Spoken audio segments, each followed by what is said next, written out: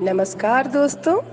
आज फिर से आपके सामने हाजिर हूँ मधुशाला पार्ट 2 में बच्चन जी की कुछ और दिलकश नशे से सराबोर कर देने वाली रुबाइयों को लेकर।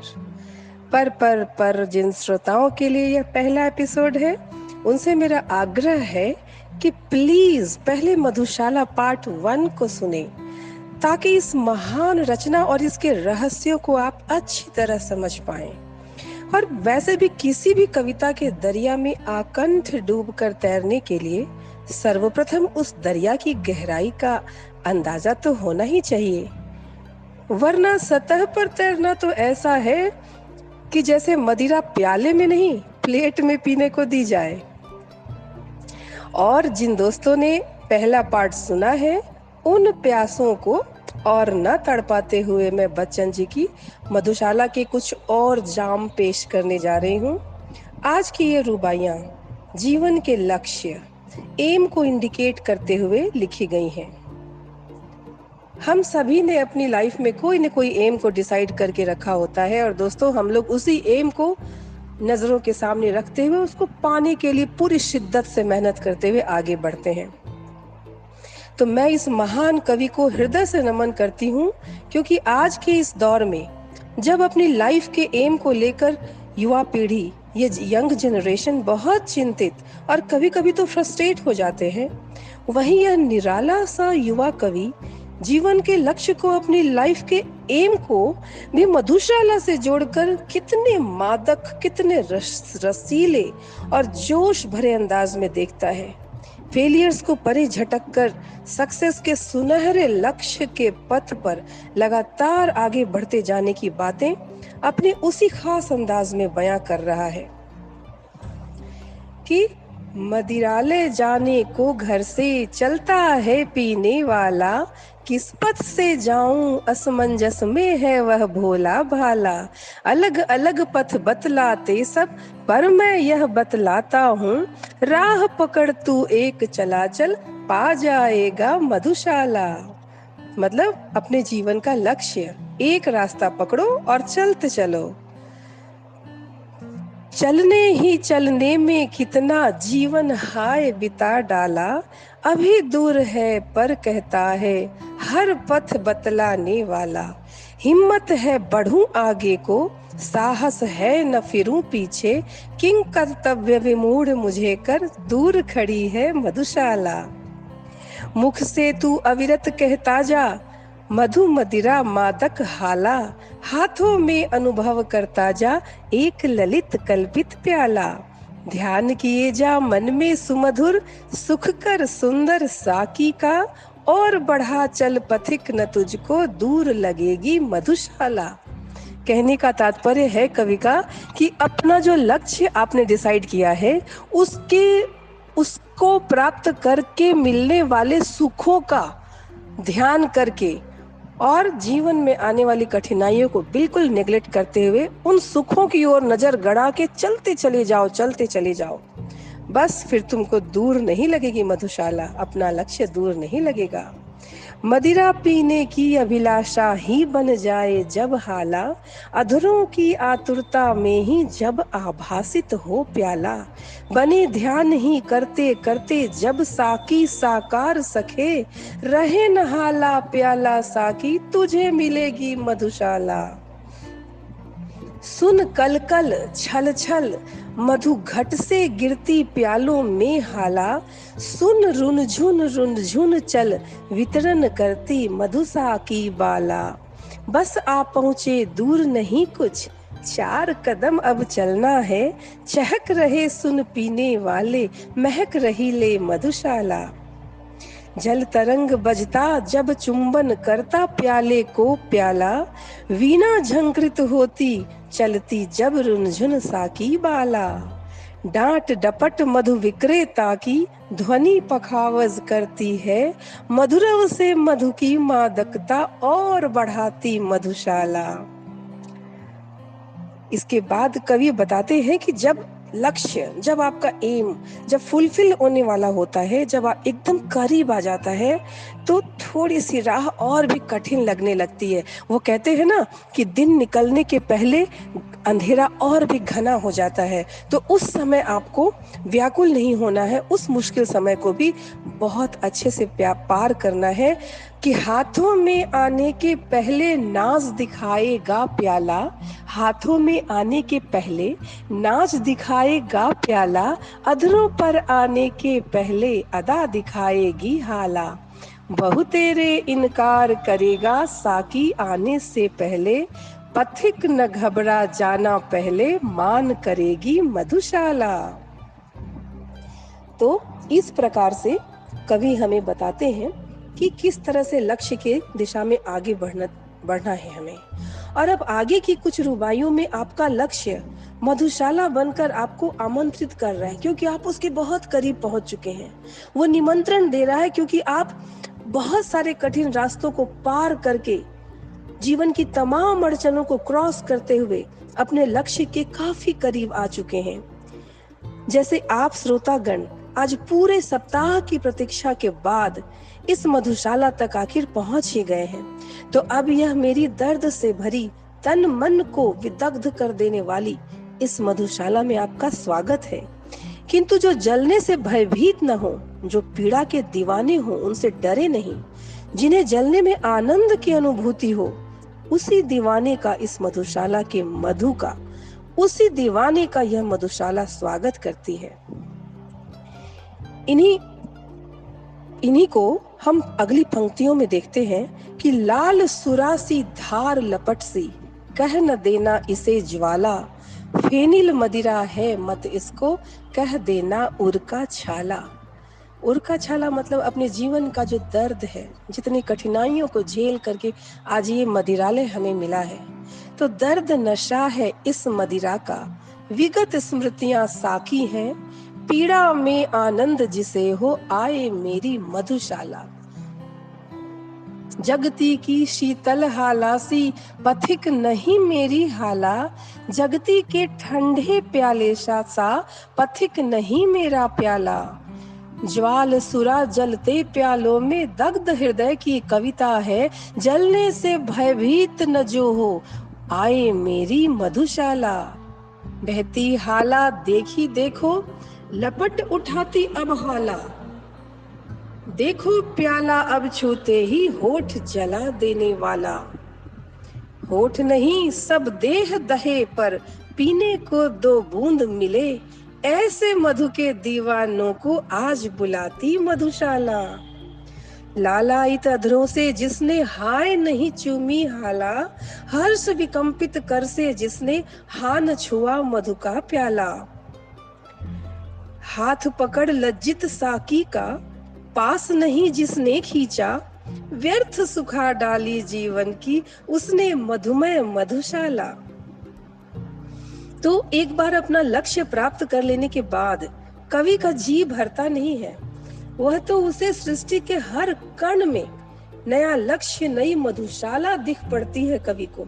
उसे जल और थल, गगन और पवन, सिंधु और वसुंधरा, स्वर्ग और नर्क, जड़ और चेतन, निशा और दिवस, वन उपवन, सर सरिता, मिलन विरह, प्रणय संघर्ष, आशा निराशा, सभी वस्तुएं जिनका भी अस्तित्व इस पृथ्वी पर है, अब कवि को सब हाला प्याला मधुशाला ही दिखाई पड़ रहे हैं, क्योंकि लक्ष्य की प्यास बनी रहना ही सबसे बड़ी बात होती है। और इन बातों को अपनी अगली पंक्तियों में कवि बता रहे हैं। बनी रहे अंगूर लताएं जिनसे मिलती है हाला, बनी रहे वह मिट्टी जिससे बनता है मधु का प्याला, बनी रहे वह मदिर पिपासा तृप्त न जो होना चाहे, बनी रहे ये पीने वाले, बनी रहे यह मधुशाला। उसके बाद कवि कह रहे हैं कि सूर्य बने, अब प्रकृति के एक एक चीजों का उदाहरण देखिए। सूर्य बने मधु का विक्रेता, सिंधु बने घट जल हाला, बादल बन बन आए साकी, भूमि बने मधु का प्याला। झड़ी लगाकर बरसे मदिरा, रिम झिम कर, बेली विटप तृण वन में पीऊं, वर्षा ऋतु हो मधुशाला। यहाँ वर्षा ऋतु को भी मधुशाला कह दिया। आगे की पंक्तियां देखते हैं। तारक मणियों से सज्जित नभ, तारों से सजा हुआ आकाश, रात्रि बेला की बात हो रही है। तारक मणियों से सज्जित नभ बन जाए मधु का प्याला, सीधा करके भर दी जाए उसमें सागर जल हाला। मत समीरण साकी बनकर अधरों पर छलका जाए, फैले हो जो सागर तट से विश्व बने यह मधुशाला।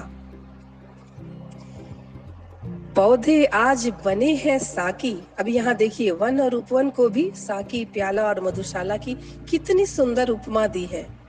पौधे आज बने हैं साकी, ले ले फूलों का प्याला, भरी हुई है जिनके अंदर परिमल मधु सुरभित हाला। मांग मांग कर भ्रमरों के दल रस की मदिरा पीते हैं, झूम झपक मद झंपित होते उपवन क्या है मधुशाला। प्रति रसाल तरु साकी सा है, मतलब हर एक आम का पेड़ जो है उसको साकी बताया है। और अब देखिए आम के पेड़ों की और अमराई की किस तरह से मधुशाला से तुलना की जा रही है।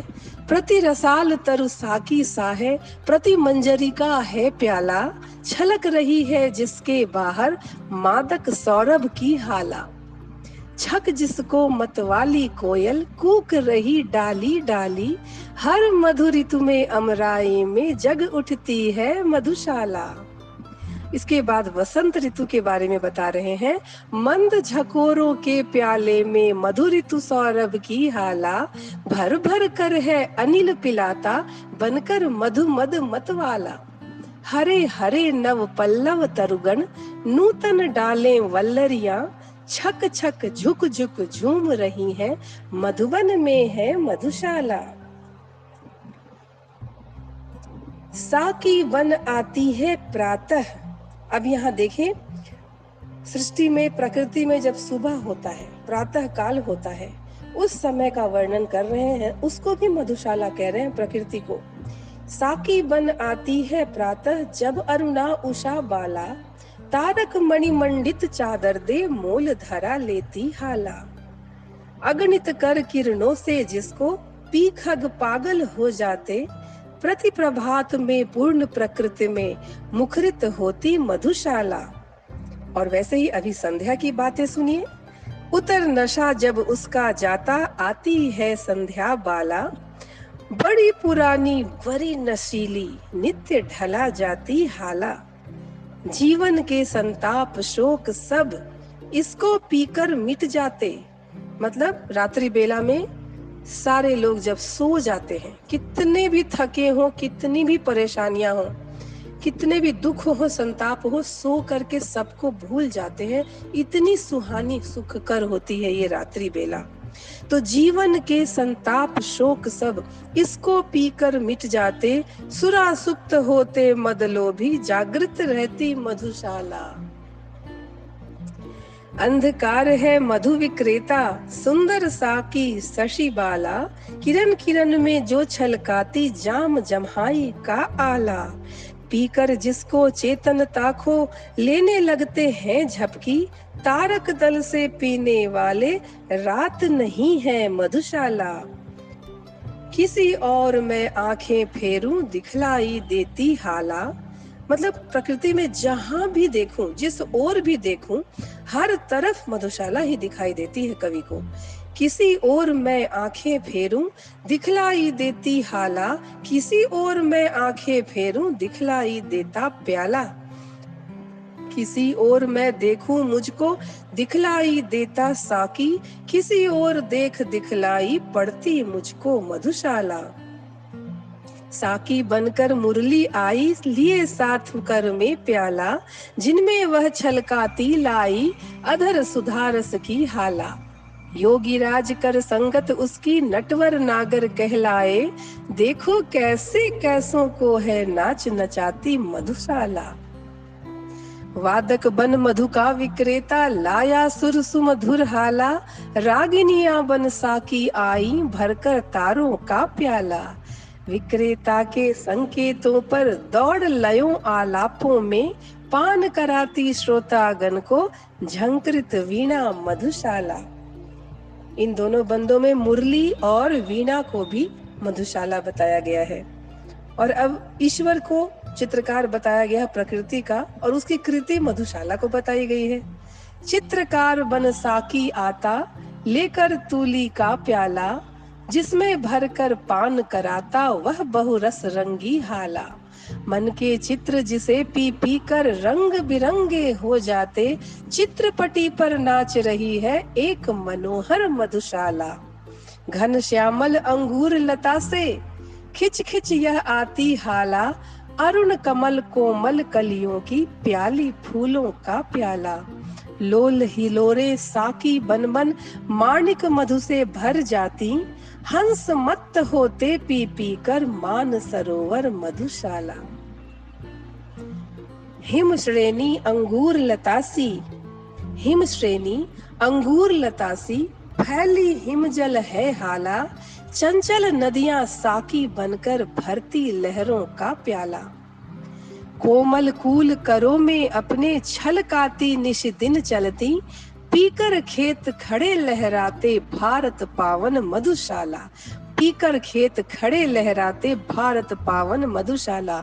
यहाँ नदियों की बात कही गई है कि नदियां जल रूपी मदिरा को भरकर समस्त भारत के खेतों को पिलाती है, और भारत एक मधुशाला की तरह रोल अदा करता है।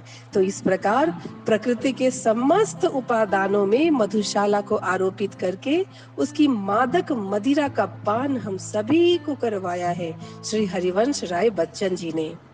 फिर से सुनिए, बार बार सुनिए। हर शब्द के मायने हर बार विभिन्न रूपों में आपके सामने आएंगे, और जिसका जो भी लक्ष्य है, आपके लाइफ का जो भी एम है, उसी में मधुशाला की कल्पना करें और उसी नशे में डूबकर राह पकड़ तू एक चला चल, पा जाएगा मधुशाला।